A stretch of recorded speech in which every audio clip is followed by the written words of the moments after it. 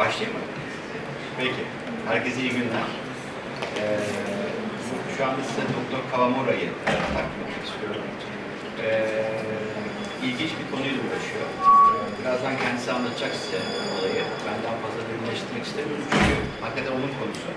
Ve dünyada şu anda sadece o ve ekibi tarafından yapılan işlemler bunlar. Burada bunun temeli şu, özet olarak söyleyecek olursak.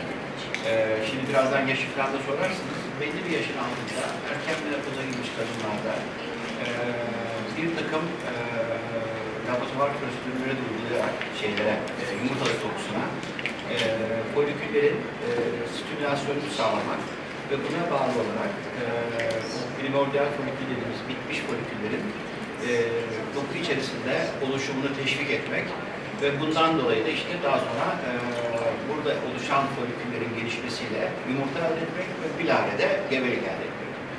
Böyle bir şey var. Buradaki temel nokta şu, yumurtalık dokusu dışarıya alınıyor, dışarıda stimüle ediliyor, hazırlanıyor, o süreçleri anlatılır ve daha sonra da tekrar hastaya naklediliyor. Bunun sonucu olarak tam ben bilmiyorum ama benim bildiğim okuduklarımdan şu anda 4 tane doğmuş gebelikleri var diye biliyorum. Yani dokuz hastaya uyguladıklarını biliyorum. Ama tabii detayı Doktor Kawamura sizlere şimdi nakledecek. Ben daha fazla konuşup karıştırmayayım işi.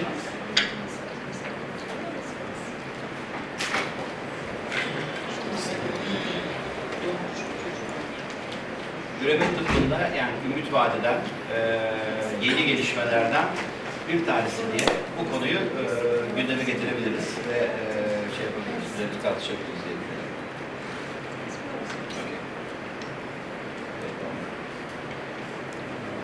Okay. Good morning, everybody. So it's a great honor to be here.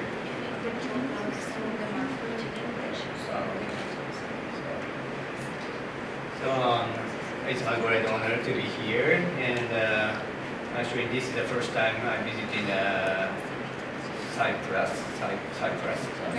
Yeah. So it's a very beautiful country, and actually I arrived to the Larukana airport. Yes. Yes. And crossed over Yes. to here. And the land is very beautiful, and of course the sea is very beautiful. So,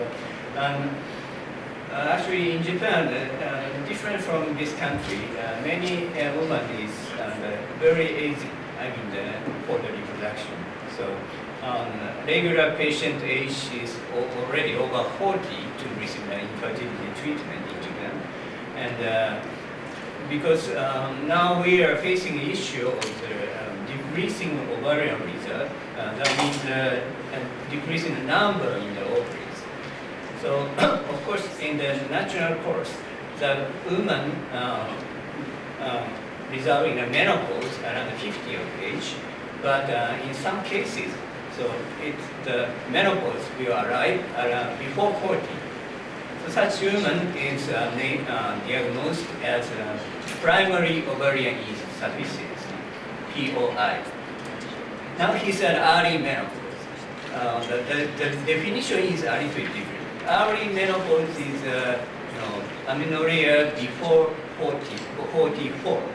So before 45. So that means a little bit older than a POI patient. But anyway, the situation is the same. They are, become menopause before 50. So something happened in their disease condition.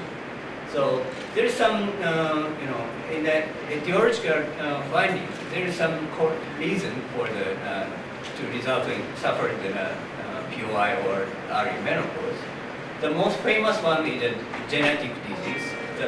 The famous one is a Turner syndrome, Latina X1 chromosome. And Turner syndrome. Can I translate after now? Take note. Günaydın. Burada bulunmaktan büyük bir onur duyuyorum. Duyabilir misiniz efendim? Günaydın. Burada bulunmaktan büyük bir onur duyuyorum. İlk kez adanızı ziyaret ediyorum. Larnaka Havalimanı'na geldim. Ondan sonra bu tarafa geçiş yaptım. Hakikaten deniz de çok güzel, çok güzel bir ada. Ülkeden ülkeye üreme sağlığında farklı değişik değişimler görebiliyoruz. Mesela Japonya'da genelde 40 yaş üstünde hipertite tedavisi yapılır. Over rezervi bildiğiniz üzere azaldığı zaman over sayısı azalıyor. Doğal seyrinde menopoz genellikle kadınlarda 50 yaş üstünde meydana gelir. Ama şimdi bazı kadınlarda 40 yaş altında da erken menopozu rastlıyoruz. Bunun sebebi ise POI'dir, yani POI, primer overyen yetersizlik.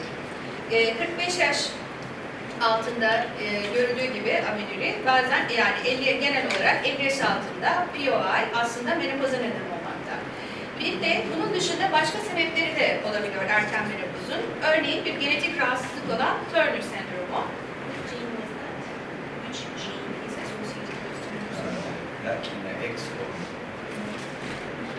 Yani normalde kromozom sayıları 46XX, bunlarda yani Turner sendromunda 45XO diyoruz.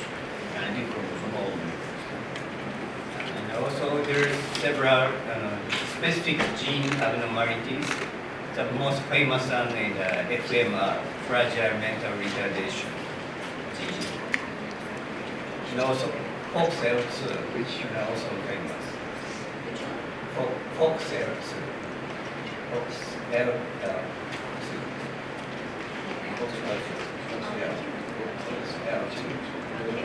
Bunun dışında spesifik gen hastalıkları da söz konusu. Mesela fragil mental retardasyondan sorumlu olan gen ya da FOXL2. And another reason for making this type of disease is autoimmune disease. It's really related to the thyroid autoimmune disease. Bunun dışında otoimmün hastalıklar da erken menopoza neden olmakta. Mesela tiroid hastalığı. And also recently, we are facing the patients after cancer treatment, chemotherapy, radiation therapy. Not all of them, but most of them can cause. They show the embryonic toxic, gamete toxic effect. So that's why after the treatment, the number of the oocyte in the ovary is getting decreased. So we call that situation in iatrogenic cases. So we have such kind of patients in POI and early menopause patients. Bunun dışında kanser tedavisi gören hastaların çoğunda kemoterapi ve radyasyon tedavisi aldıkları için ambriyojenik ve gameik toksik etkiler görülüyor. Haliyle bu da embriyonun toksik olmasına neden oluyor. Bunun dışında iatrojenik vakalarda da dediğim gibi POI veya erken menopoz görülebiliyor. Ya orada bir düzeltme, yani yapayım, şey oldu. İki şey söyledi, son söyledikleri. Bir de otoimmün hastalıklar var. İşte bu Hashimoto tiroiditi falan. Bunlar da görülebiliyor. İkincisi de bütün kemoterapi ve radyoterapilerde değil ama birçoğunda da gene gamete toksik etki yaptıkları için şey yapıyor, erken dönemde veyahut da işte prematür ovaryen yetmezlik dediğimiz, yani erken yumurtalık yetmezliği Türkçesi tam anlamıyla oluşabiliyor. So the incidence of the POI is around 1% of women. So the incidence has not been changed from all time to now. But in Japan cases, so as I already said, the patient age is getting older. So I can say, for example, so in maybe 20-30 years ago in Japan, the regular women finished delivery around 30 to have three children. But recently, the first marriage is already over 30. So that means the incidence of the POI patients has not been changed, but the patient number, the infertility POI patient number is getting increased in Japan. I think the situation is all over the same. The patient age is getting older, even here, right? Yes. So that's why we are really facing such kind of the patient with a decrease in ovarian reserve. Okay? Kadınlarda POI ensidansı %1'dir. Bu rakam hala değişmedi. Ancak Japonya'da annelik yaşı ilerledi. Bundan 20-30 sene önce Japonya'ya baktığımız zaman 30 yaşına geldiği zaman bir Japon kadın 3 çocuğu çoktan yapmış oluyordu. Ama şimdi ilk evliliğini kadınlar 30 yaşın üstünde yapıyorlar Japonya'da. Sanırım burada da aynı durum söz konusu. Haliyle infertilite ve POI oranları da artmış durumda. Hasta yaşı, yani annelik yaşı, yani geç dönemde anne oldukları için de kadınların over rezervleri azalıyor.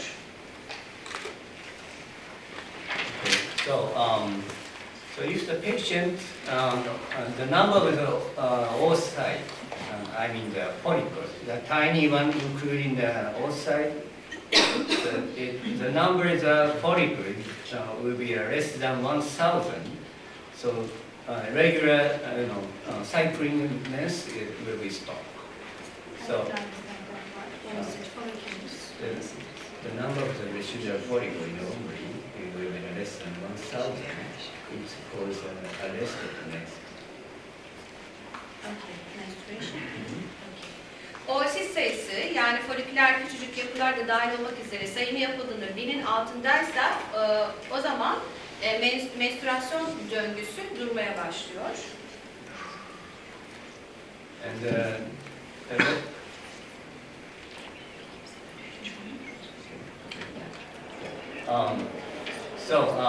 If the number of the residual follicles in the ovary, as I said, less than 1,000, unfortunately, the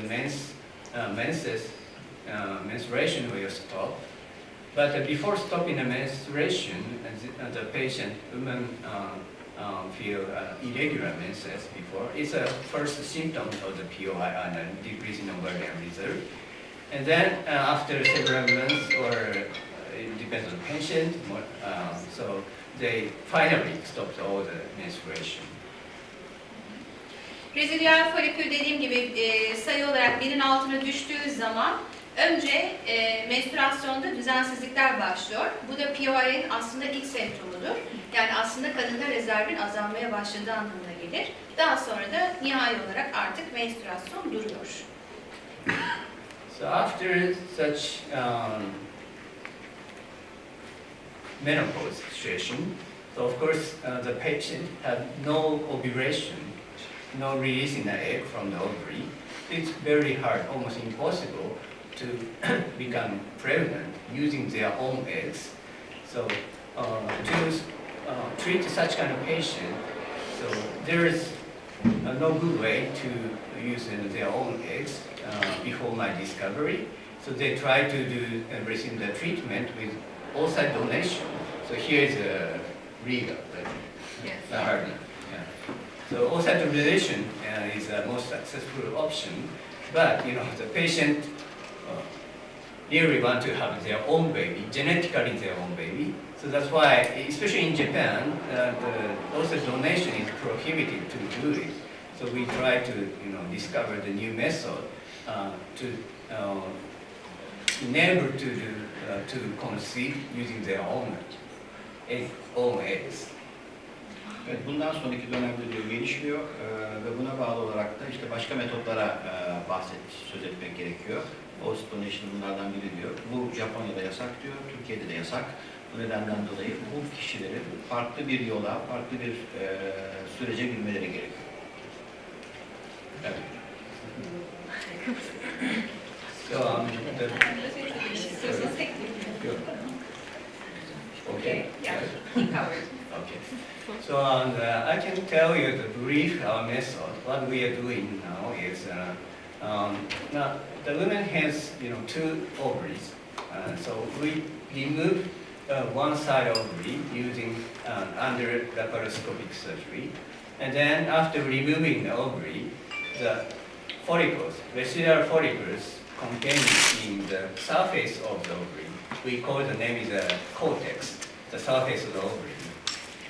So then the inside part of the ovary, we call the name is a medulla. Medulla doesn't contain any residual follicles. So that's why after removing the ovary, we open up the ovary and then remove all the medulla part of the ovary. And then we can make like a skin of the ovary. It's the cortex. So then after making a cortex layer, so we cut into the around 1 centimeter square of the ovarian stripes. Then, of course, we can go immediately for the in vitro activation follicle step, or we can cryopreserve ovarian tissue for future usage, because we are also treating with a single woman. So, but she already stopped the menses, but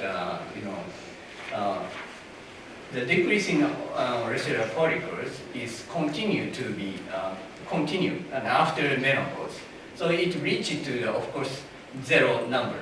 So the beginning is 1,000, but day by day, so the number is decreasing, and then finally the number of the residual follicles reach to be 0.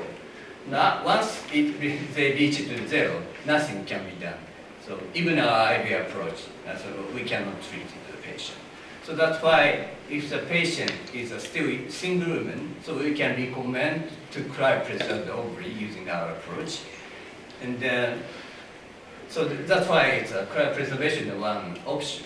But we don't need to do that in the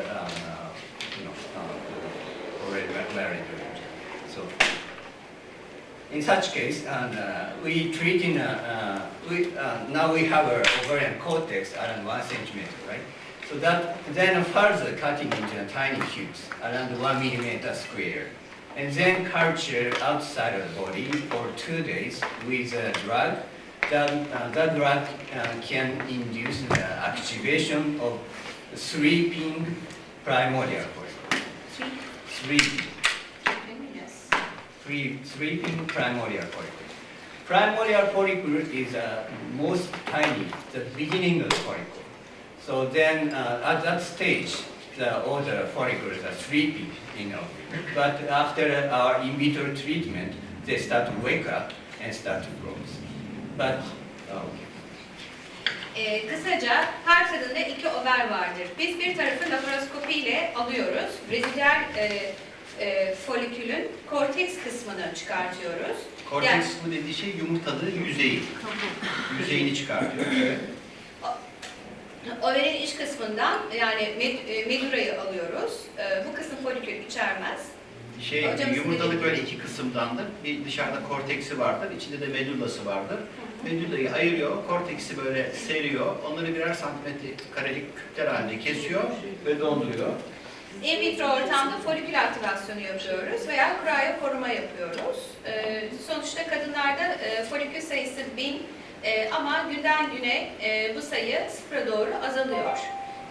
Tabii ki 0'a düşmeden IVF bile yapamıyorsunuz bu tür kadınlarda ve korumada sonuçta bu kadınlara dönük sunulabilecek seçeneklerden bir tanesi. Biz genelde evli kadınlarda mesela bu yöntemi önermiyoruz. Ovaryen korteks 1 milimetre kare küpler şeklinde parçalara ayrılıyor. 2 gün boyunca dışarıda bir ilaçla bekletiliyor.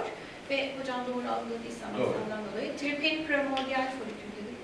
Evet. Tripin primordial folikül aktivasyonu yapılıyor bu ilacın içerisine de bekletilerek.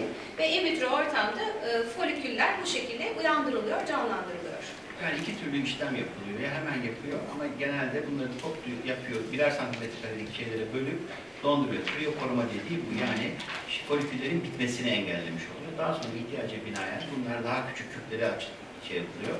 Ve bu küpler işte bir takım stimülasyon ilaçlarının içinde diyelim yerleştiriliyor ve belli bir süreç geçtikten sonra, birkaç gün geçtikten sonra da bunlar naklediliyor. Şimdi onu anlatacağım.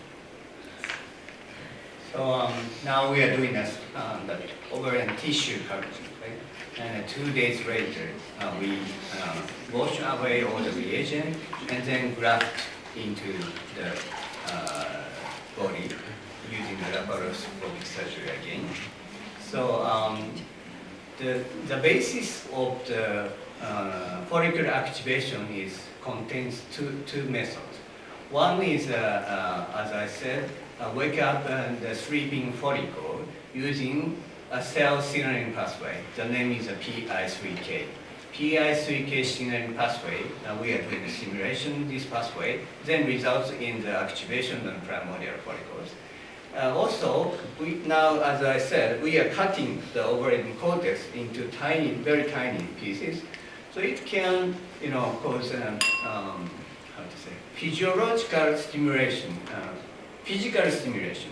the power of the cutting is changing the cell conformation and changing the actin fiber construct, then activate another cell signaling pathway. The name is a HEPO signaling pathway. So we are doing two things together. One is a cultured reagent with PI3K activators, inducing the waking up of biomotor. The other one is a cutting. Cutting is called a mechanical changing in the cells. So then allowed to change in another cell signaling pathway. The name is a HEPO signaling pathway, then result in the further stimulation in the follicular growth. So now we are doing both things in the patient. And then after culture, we wash away all the reagent to avoid the introduction into the body. And then we graft the ovarian tissue into the body. So where we are grafting is beneath of the cells of the fallopian tube. And the fallopian tube, the uterus, and we have a fallopian tube. So fallopian tube in the surface, we have a very thin layer of the membrane, and we cut the membrane a little bit, and then insert the tiny ovarian tubes into between the tube and the cells and the membrane. Okay. Ben çevireyim mi? Yani şimdi bir takım şeyler söylüyor ama oradaki önemli olan şey şu, iki tane ya chemical dediğimiz stimülasyon yapılıyor, bir de mekanik stimülasyon yapılıyor. Yani onları birer milimetreye kesmesi demek, dokuyu mekanik olarak stimüle ederek bir takım pathway'leri yani bir takım yolları aktive ediyorlar. Ve bu aktivasyon sonucunda hem bu chemical aktivasyon hem mekanik aktivasyon sonucunda primordial foliküller artık harekete geçiyorlar. Foliküllerin büyümesi harekete geçiyor.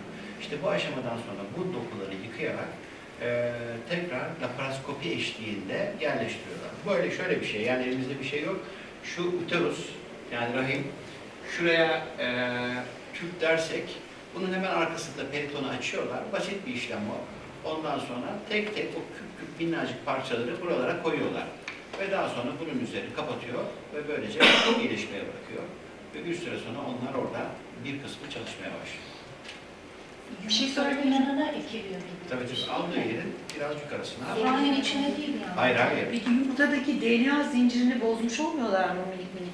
Onu söyle, hayır bozmuş ama DNA zinciri zaten böyle kesmeyle bozulacak bir zincir değil yani.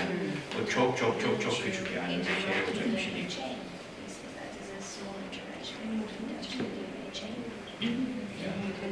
This method never changes DNA sequence.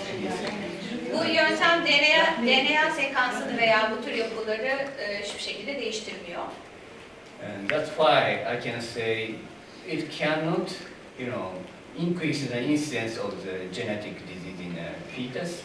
Also, we can say it cannot treat the error in the eggs. I mean, the aging patient, the genetic error is accumulating in the oocyte. That causes, sometimes anomaly in the fetus, the baby. So, but this treatment never changed any DNA sequencing, and so that's why we cannot treat the quality of the oocyte. We cannot treat it, improve the quality of oocyte, but never cause such kind of increase of the abnormalities. Genetik anlamda da herhangi bir hastalık ensidansına neden olmuyor fetüste. Bilakis genetik hataları da tedavi etmemize yardımcı oluyor bu yöntem. Sonuçta oositte bir problem varsa, düşük kalitedeyse bu da fetüste bir anormalliğe neden olur. Bu yöntem kullanıldığı takdirde herhangi bir şekilde DNA sekansında bir değişiklik olmuyor.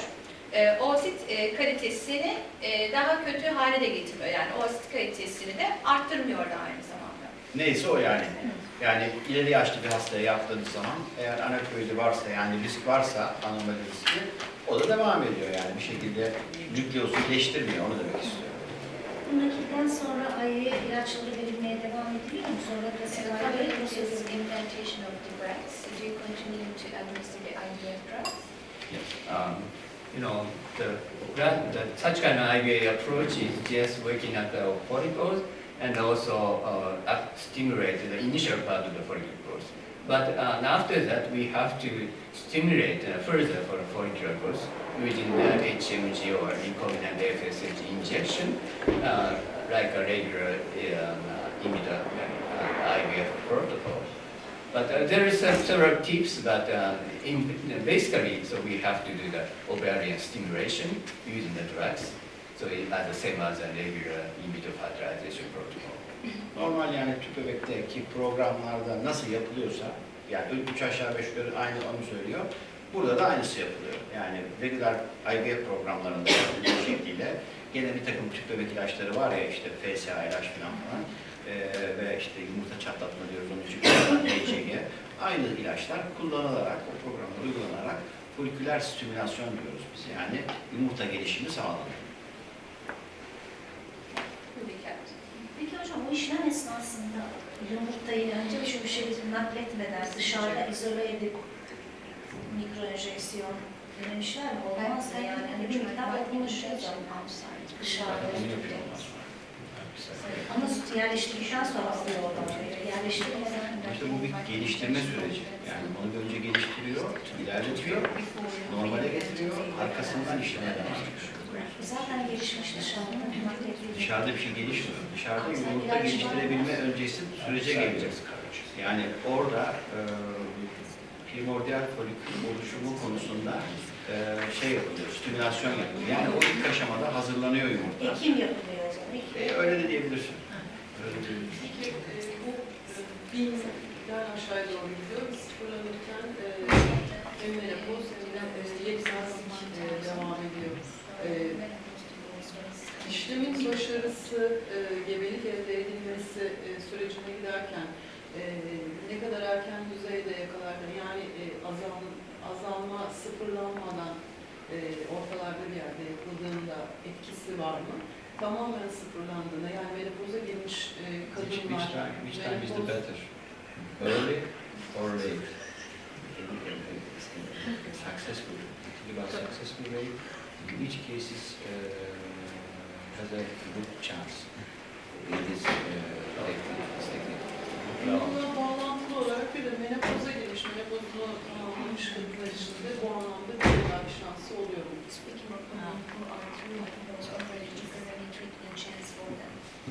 Yes.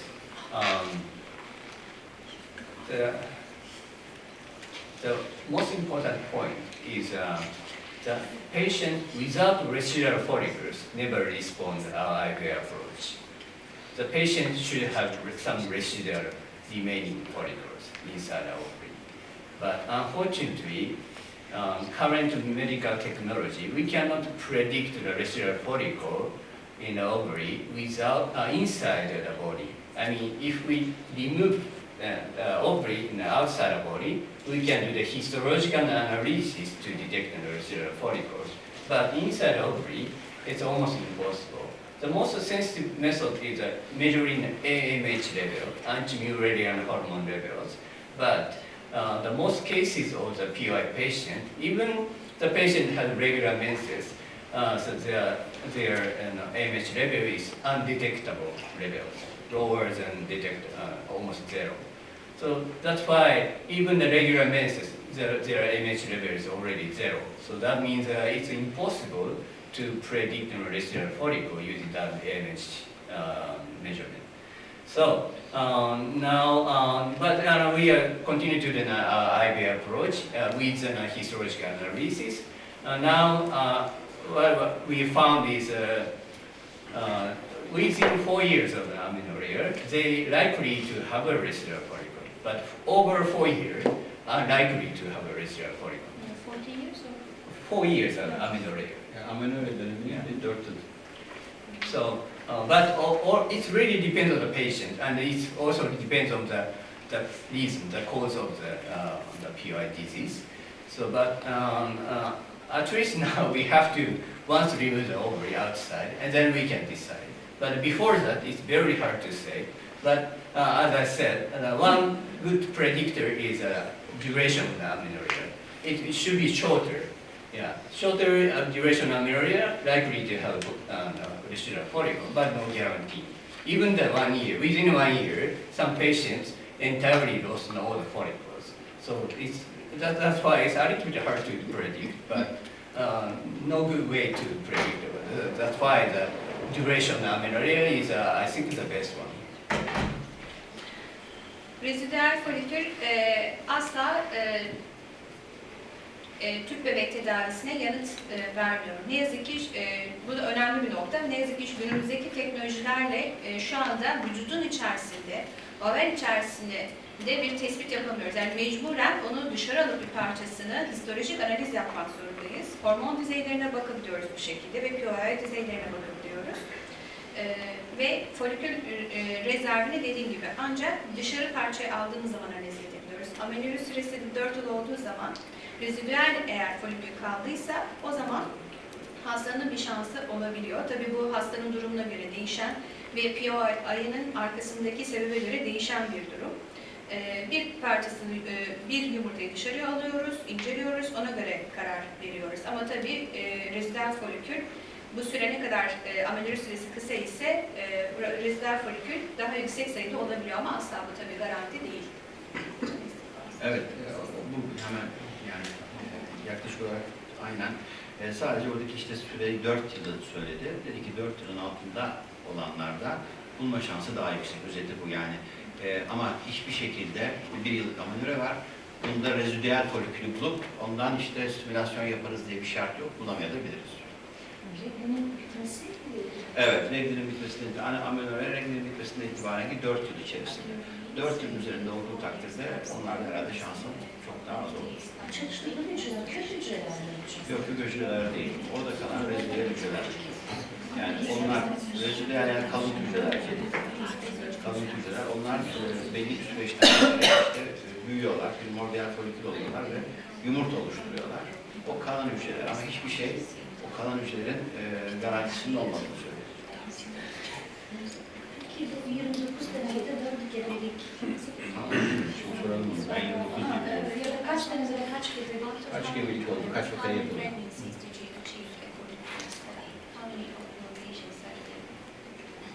Well, because we did so many treatments, and now we are, summarizing all the results. And the next Üreme meeting, I will show the detailed data. But roughly say, now we already have 2 deliveries, and now 3 ongoing treatments. Out of how many? 29 cases. How many cases? Sorry, I need to double check it. Yeah. Onu double check etmem lazım diyor. Ama şu bundan sonraki Eşre mitinginde Eşre'de işte Avrupa düzenlenen düzenli üreme mitingi. Bunda sunacağımız bildiride diyeyim 2 tane doğmuş bebeğimiz var diyor.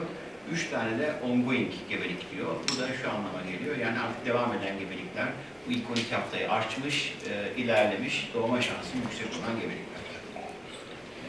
Also, I can roughly say, after 9-year approach, the success rate for the follicular growth is maybe around 50% in the POI patients. And after this, of course, we have to do the oocyte retrieval and fertilization and embryo culture and embryo transfer, implantation, and everything needs to going on. So and after follicular growth, oocyte retrieval, all the outcome of the pregnancy depends on the patient age. If the patient is younger, so it has a high potential to sustain a pregnancy, but if the patient is over 40, 45, so the success rate is getting very, very decreasing. So it really depends on the patient's age. So that's why I recommend to receive this type of treatment as younger as possible. Tüp bebek tedavisinde tabii ki POI yaşayan kadınlarda folikül artma büyüme oranı %50 oluyor. %50 daha fazla bir folikül büyümesi artışı elde ediliyor. Embriyoyu tabii ki hücrede bekletiyorsunuz, implantasyon yapıyorsunuz, folikül büyümesini sağlıyorsunuz. Tabii folikül büyümesi de kadının yaşına bağlı. Anne adayı ne kadar gençse tabii ki bebek olma şansı o kadar yüksek oluyor. 40-45 yaş üstü ise annenin yaşı, o zaman doğumun başarı oranı düşüyor. Mümkün olduğu kadar ben bu tedaviyi daha genç yaşta öneriyorum. Ne kadar genç, o kadar gebe. Peki yumurta kalitesinden memnunlar mı? Are you satisfied with the quality of the eggs?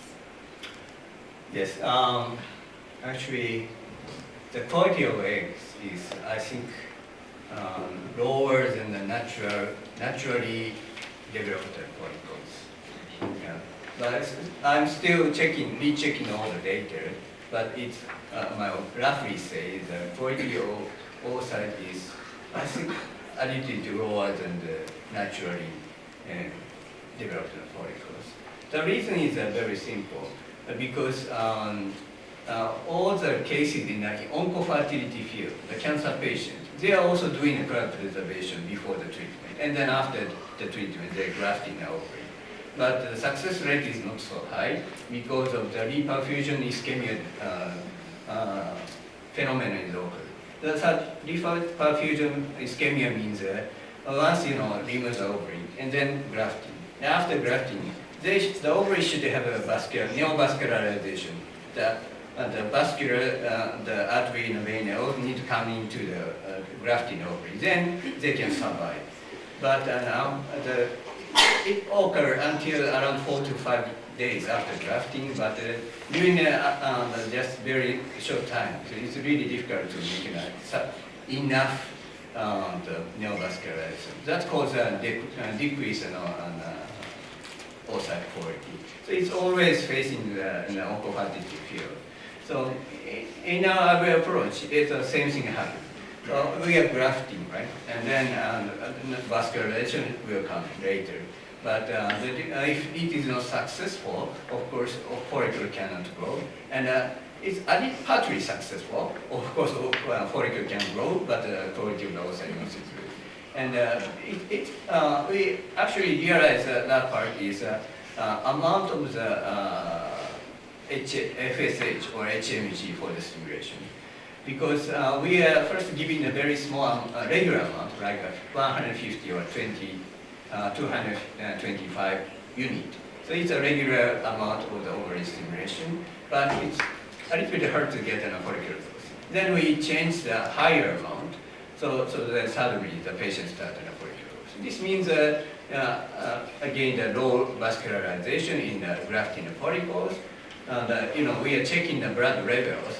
But the blood levels is already even higher, but the total amount of the reaching to the grafting ovary is not so high. So that means that if we further increase the amount of the injection, we can have a chance to, the ovary, grafted ovary has a chance to have enough amount of the HMG and FSH. So it's always coming from the vascularization issue. So now we are trying to solve this problem using some approach, and I already submitted a patent, and I already found a way to do it. So now we are doing new patient will now try to do such a new approach.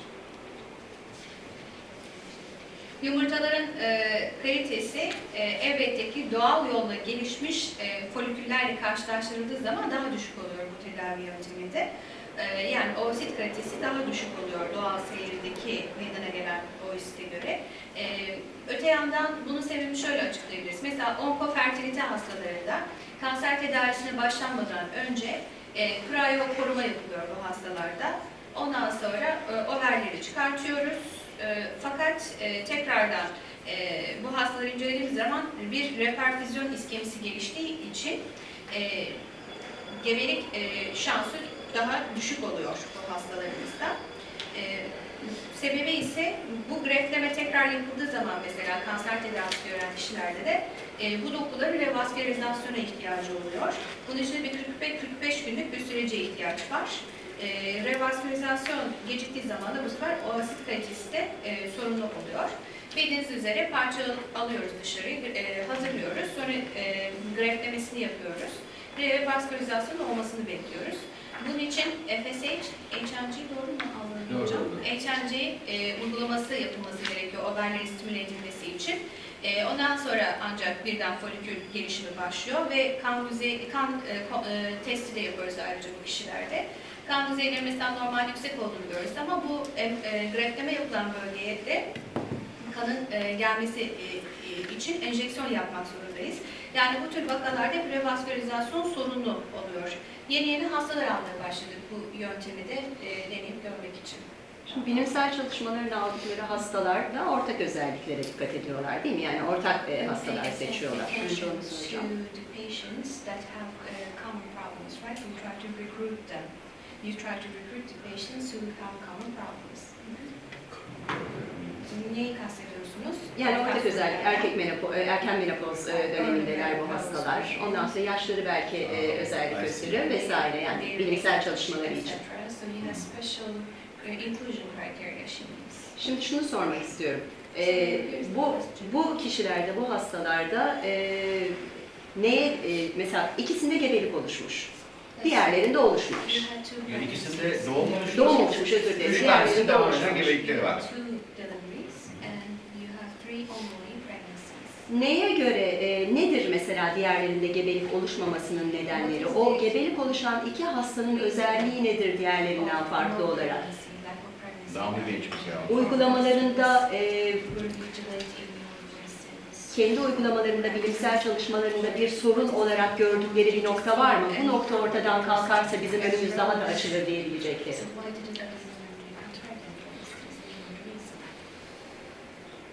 The reason is very simple. They are amino rare and already stopped the ovulation, so they cannot pregnant using their own eggs.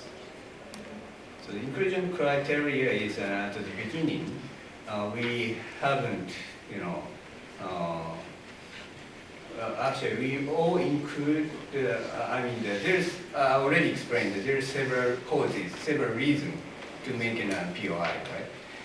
Autoimmune and margin the genetic disease and iatrogenic one and others. So we didn't.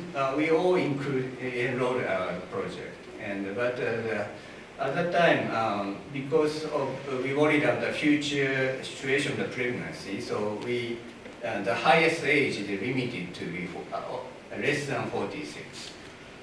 So.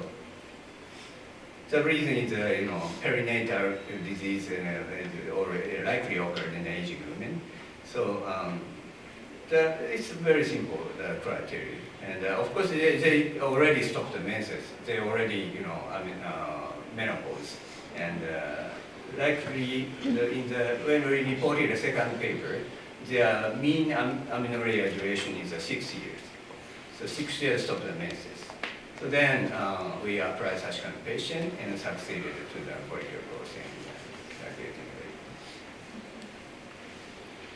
weight. Diğerlerinde gebelik olmamasının sebebi çok aslında basit bir şekilde açıklamak gerekirse amenorrhea. Yani ovülasyonu durmuş kişiler bunlar.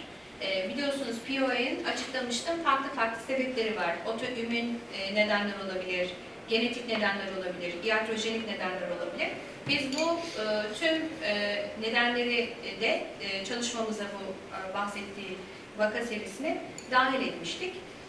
Önceden bir tahmin yapabilmek için de tabii hastanın yaş grubu da çok önemli. Biz en yüksek yaş olarak 46 yaş şeyini kabul ettik. 46 yaş ve altı menstruasyonu durmuş, halihazırda menopozda olan kadınları çalışmada kapsadık. Perinatal hastalık biliyorsunuz bu tür kadınlarda meydana gelmesi olası bir durumdur. Normal şartlarda ortalama amenorrhea yaşı 60 yaştır. So because we already, I think we believe we already confirmed this method is really helpful for activation of primordial follicles. Then we can try to expand the criteria to be not completely menopausal. That means so the oocyte number is getting decreased. The patient feel kind of the irregular menses.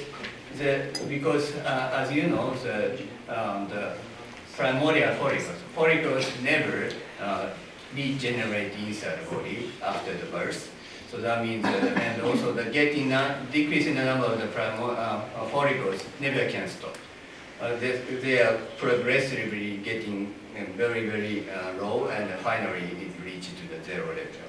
So that means before POI patient, I mean the decrease in ovarian reserve, we call such kind of patient DOR, decrease in ovarian reserve.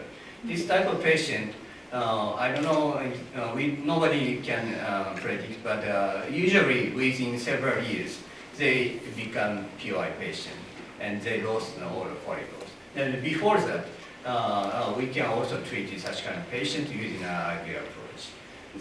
In such kind of group of the patient, they have a highly potential to become pregnant. Also, other situations, they still have some chance for example, spontaneous pregnancy, or using a regular IVF technique, they can also have a chance to conceive. But the success rate is not so high, and the chance is getting worse day by day.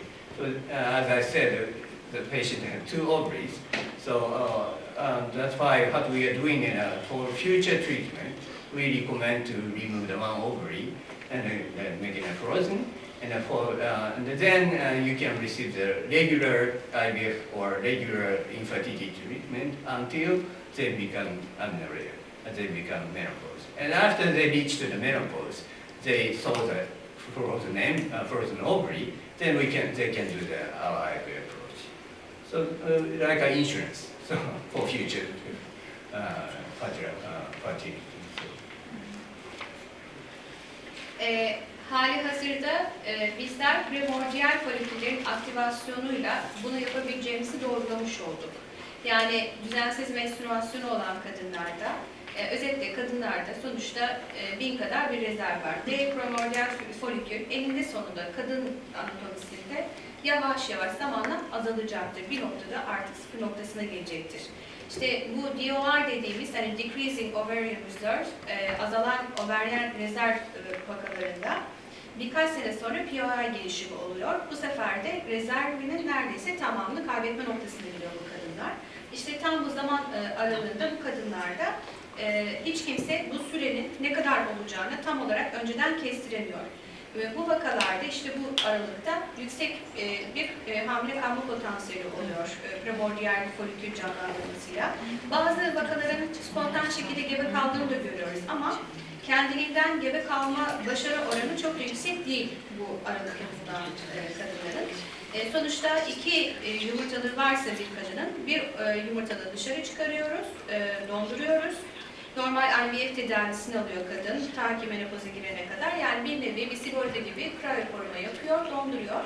Ondan sonra menopoz dönemine girdikten sonra da isterse bu şekilde normal IVF tedavisiyle beraber bu dokuyu tekrar yerleştiriyoruz. Bu bir teknik sonuç itibariyle ve yeni gelişen bir teknik. Biz de yeni şeyler öğreniyoruz. Ama muhtemelen önümüzdeki dönemlerde daha da farklı bir şekilde ileriye gidecek diye düşünüyoruz. Belki daha ileri yaşlarda da bu bir fırsat tabii. O nedenle ilginç olması, fırsat olması ve ilginç olması da bir de böyle tekniğin başarılı olması. Ama daha henüz yaygın olarak kullanılan ve her hastaya yapılan ve her klinikte yapılan bir uygulama değil. Peki bir şey sormak istiyorum. Yani halkın daha iyi anlayabilmesi için şu mantıkla ilerleyebilir miyiz? Ben öyle canlandırdım kafamda. Bu sperm olmayan erkeklerin mikroteste yöntemiyle dokulardan sperm üretilmesi gibi yumurtası olmayan kadının da yumurtalık dokusunda yumurta üretip artık anne olmasını sağlayabiliyorsunuz. Evet, farklı teknikler olmasına rağmen konsept olarak aynı şey ama farklı şeyler. Çok farklı yani, temel olarak çok farklı yani. Menopoza girmeden Birinde spermin var olduğunu buluyorsunuz. Şeyde de, TESA'da da gene bir takım şeyler vardı. Besiyerleri önceden dokuyu alıyor, besiyerin içine koyuyor. İşte spermatik denen bir takım ön hücreler var. Bu hücrelerin gelişimini sağlıyor falan. Ama bunlar çok başarılı olmadı. Bu şekilde uygulamalar var. Bu da bunun yumurtalıkta olan kısmı ve şu anda hani başarı nedir? Başarı gebeliktir. Ama yarın bir gün başarı oranlara da yansıyacak yani ne kadar yapıldı, ne kadar sonuç alındı. Ama bugün için gebe kalması, devam eden gebeliklerin olması bana göre büyük başarı. 2 tane çocuk var ama bayağı büyük bir olay yani. Bana göre büyük bir olay. Ve bu In vitro aktivasyon bana göre öne açık bir dönem. Yani Beraber çalışacak yumurtada mısınız? başarılı olmuş, çalışmış bu iş. Beraber çalışacak mısınız? İstanbul'da Onu bilmiyoruz. oynayacak, Onu bilmiyoruz. kullanacak Yok, mı? onu bilmiyoruz. Öyle bir şey Sadece söylemedik. böyle bir Biz gelişme sadece var ve böyle bir kongre yapıyoruz ve bu kongrede de böyle bir gelişmeyi size duyuruyoruz. Peki bu bilim dünyasına nasıl yankı buldu? Mesela o ilk çalışmalar başladığı Evet, andan bayağı iyi itibaren yani. ilk gebelik oluştuğunda... Oturumda izlerseniz Times'ta falan yayınlandı. Bebeklerle beraber resimleri çıktı. Birçok toplantıda davetli olarak geliyor, konuşmalarını yapıyor. Biz bayağı kendisiyle beraber olmak için ısrar ettik. Çünkü yeni bir teknik. Bu tekniğin Türkiye'deki hekimler tarafından paylaşılmasını istedik. Çünkü bilgi paylaşılarak büyür. Bu sebepten dolayı işte şimdi Eşre'de sunumları var. Ve bildiğimiz bilmediğimiz birçok yerde sunumlarını yapıyorlar ve tartışılıyor ve tartışılmaya devam edecek. o Times'ta yer alan görselleri nasıl alabiliriz? Toplantıda sunar zannedersin. Toplantıda sunar. Yani her toplantısında ben daha önce ilk defa izlemedim, birkaç defa izledim. O toplantı sunuyor. Peki Japonya dışında kullanılmıyor mu?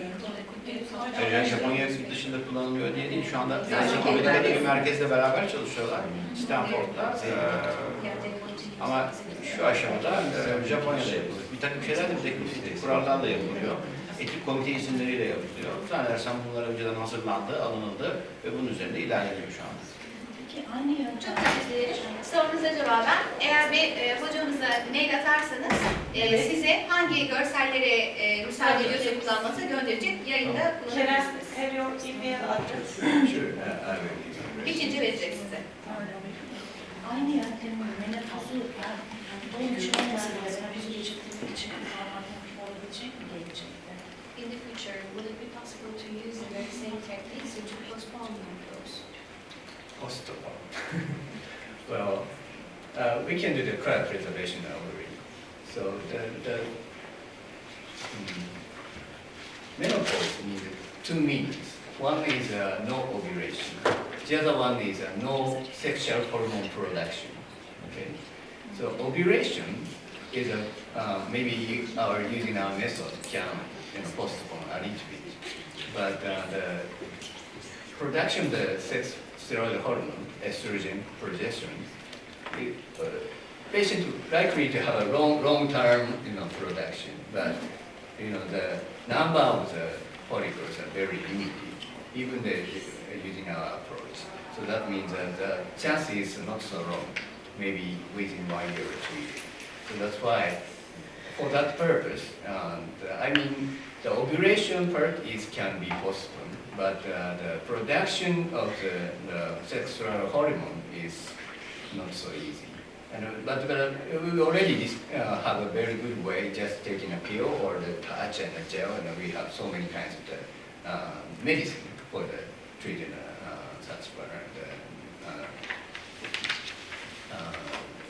production of the steroid hormone. So that's why the postpone for ovulation, no ovulation, postpone the generational oocyte can be done IVA approach. Şimdi burada menopozda iki boyut var aslında.